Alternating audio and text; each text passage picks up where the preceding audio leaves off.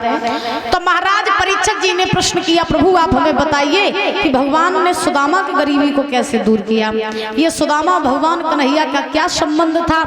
तो सुखदेव भगवान राजा परीक्षित को समझा के बोले, राजन एक समय की बात कि कन्हैया और सुदामा ये दोनों मित्र थे। इनकी मित्रता हुई कहां पर, कैसे हुई, ये सुनो। एक समय की बात है कि उज्जैन में गुरु सांदीपन के यहाँ पर भगवान कन्हैया शिक्षा ग्रहण कर रहे थे, और जब शिक्षा ग्रहण कर रहे थे तो महाराज उन्हीं सांदीपन के आश्रम में परीक्षक जी सुदामा नाम के ब्राह्मण पढ़ते थे। ये सुदामा जी पोरबंदर के रहने वाले थे। कलश वाली बहना उठे आओ। तो जैसे ही महाराज सुदामा जी शिक्षा ग्रहण कर रहे थे तो उसी आश्रम में सुदामा की और कन्हैया की घनिष्ठ मित्रता हो गई। जब घनिष्ठ मित्रता भई तो मित्रता इतनी गहरी भई कि सुदामा बिना कन्हैया के नहीं रहते और कन्हैया बिना सुदामा के नहीं रहते। एक दिन दादा आश्रम में ईंधन खत्म हो गया तो गुरु मैया ने कन्हैया को बुलाओ, कही लला आज घर में ईंधन नहीं है तो तुम जंगल में चले जाओ और लकड़ियां ले आओ, ईंधन काज है। भगवान ने कही ठीक मां। तो भगवान कन्हैया ने कही मैया हम अकेले नहीं है, सुदामा भैया को संग लेवाए। बोले ठीक। तो सुदामा को भगवान कन्हैया ने बुलाओ, कही भैया जंगल में चलना है लकड़ियां लेने के लिए। सुदामा बोले ठीक है। तो उसी समय आज भगवान कन्हैया और सुदामा जो थे ये दोनों जंगल में लकड़ियां लेने के लिए चले। शेर सिंह यादव ये 100 रुपए देकर के हमें सम्मानित कर रहे हैं और 20-20 रुपए देकर के ये हमारे पूरे स्टाफ को सम्मानित कर रहे हैं। बहुत बहुत धन्यवाद है। तो महाराज भगवान कन्हैया आगे निकलिए दादा, पीछे रहिए सुदामा जी। तो मैया ने क्या करो, गुरु मैया ने कि थोड़े से पुटरिया में चना बांध के और सुदामा को दे दे। और चना बांध के जैसे ही सुदामा को दे तो सुदामा ने वही चना की पोटरिया लाई, बगल में दबाई, चल रही। गुरु पत्नी ने कही लला जब तुम दोनों को भूख लगे तो तुम ये चना चब लियो। सुदामा बोले ठीक मां। ये कान्हा यादव पुत्र पूजा यादव ग्राम रूपधनी ये 100 रुपए देकर सम्मानित कर रही है। बहुत बहुत धन्यवाद है।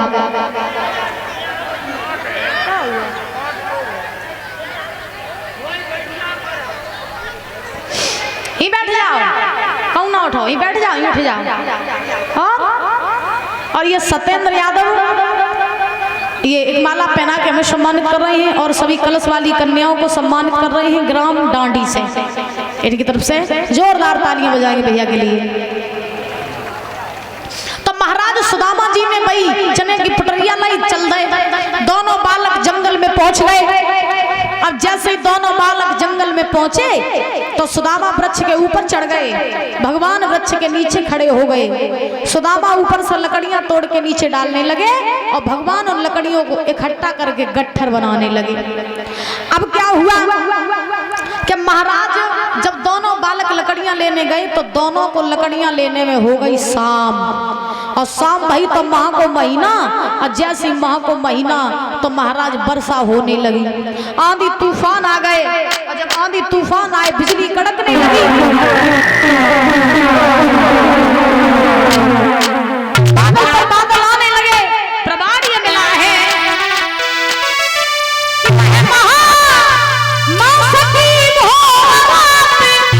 और पानी पर पानी आता है और भगवान की सेवा में अरे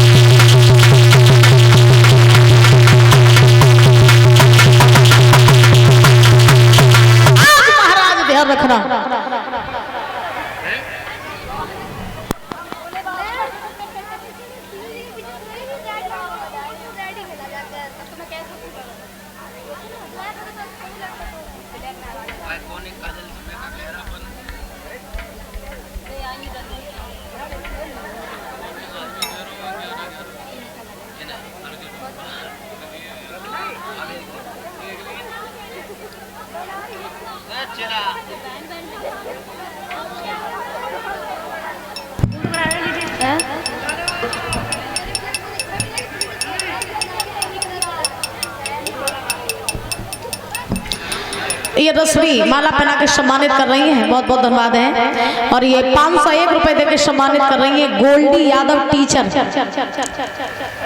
बहुत देर में तुमने खजाना खोलो है। अब कितना डीएसपी साहब के ससुराल वाले पीछे रहे, हाँ पीछे ही रहे ना, ससुराल के ही तो हैं लेकिन जगत बता पीछे रहेंगे।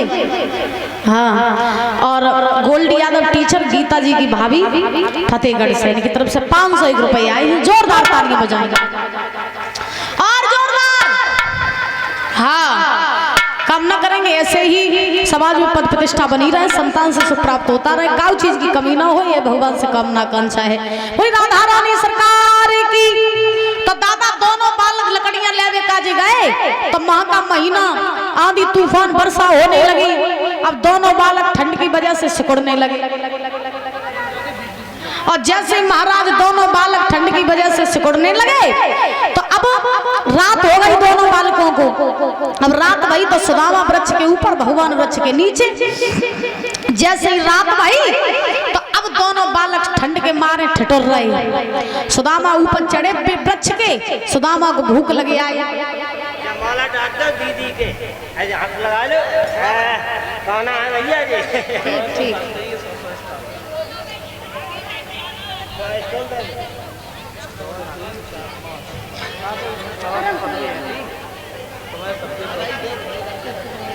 क्या नाम बोल रहे हैं? कान्हा क्या बाबा? ये कान्हा के दादी बाबा ये माला पहना करके और शॉल पहना के सम्मानित कर रही हैं, जोरदार तालियां बजाएंगे और सभी कलश वाली कन्याओं का सम्मान कर रही हैं, बहुत बहुत धन्यवाद है। और बोलो राधा रानी सरकार की। अब महाराज सुखदेव भगवान समझा रहे हैं, हे राजन परीक्षित अब सुदामा जी को भूख लगी आई, रात हो गई थी दोनों बालकों को। तो सुदामा को जैसे भूख लगी तो सुदामा वृक्ष के ऊपर चढ़े और जैसे वृक्ष के ऊपर चढ़े दादा तो सुदामा जी ने सोची कि भूख लगी बड़ी जोड़ के, तो पहले कछु खाए पी ले ताकि बाद में कछु करें, बड़ी जोड़ भूख लगी।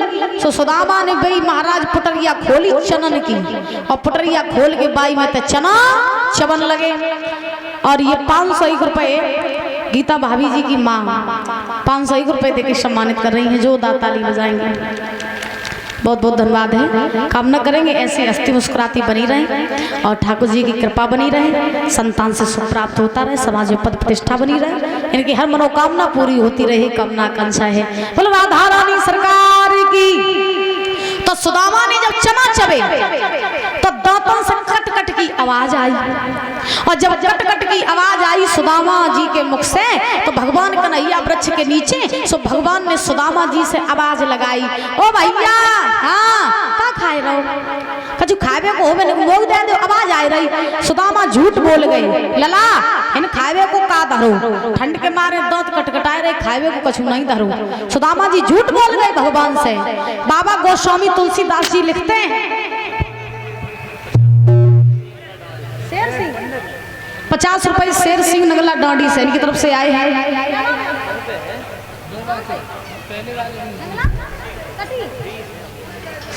शिव कुमार क्या नाम बोला? बता नाम, बता नाम, आपका नाम।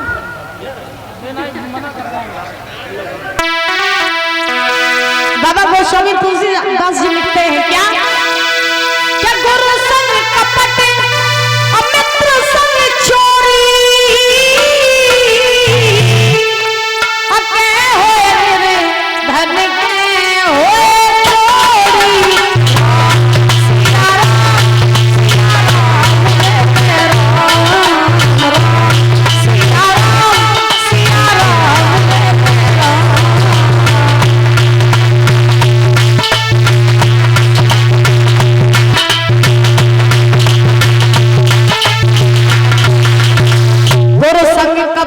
मित्र संग चोरी अके होए रे धन के होए चोरी।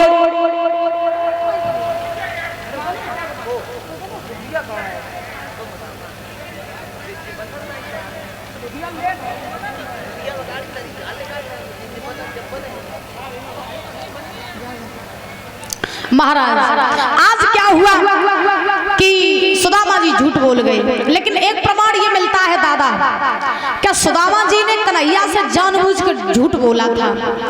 सुदामा जी ने कन्हैया को जानबूझ के वे चना नहीं दिए थे। क्यों? क्योंकि वो चने जो सुदामा ने चवे थे, उन चनों को महाराज श्राप लगा था। कैसा श्राप? ऐसा श्राप लगा था कि जो कोई भी वो चने चबेगा वो निर्धन हो जाएगा। और सुदामा जी ये बात जानते थे, तो सुदामा जी ने जानी कि जिन चनन को श्राप लगो और अगर ये चना मेरे कन्हैया ने खाए ले तो कन्हैया गरीब हो जाइए।